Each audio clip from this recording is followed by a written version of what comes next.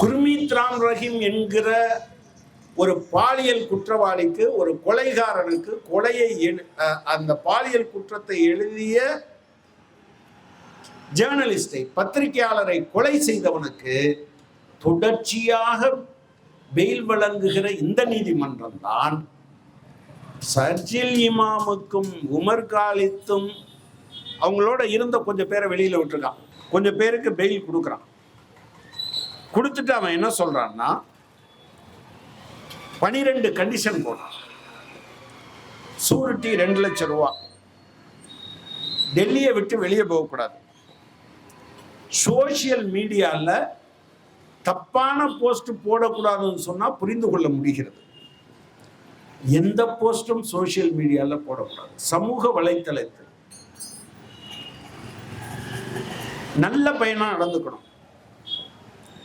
ஒரு வாரத்துக்கு 2 தடவை போலீஸ் ஸ்டேஷனுக்கு வரணும். பாஸ்போர்ட்டை கொடுத்துடணும். எந்த இடத்துலையாவது ஆர்ப்பாட்டம் நடந்தா no rallies, no protest or no slogans. பேரணியில் போகக்கூடாது, போராட்டங்களில் கலந்து கொள்ளக்கூடாது, முழக்கம் எழுப்பக்கூடாது. இது யார் சொன்னா? இந்த குரல் யாருடைய குரல்? RSS குரல். இந்த குரல் யாருடைய குரல்?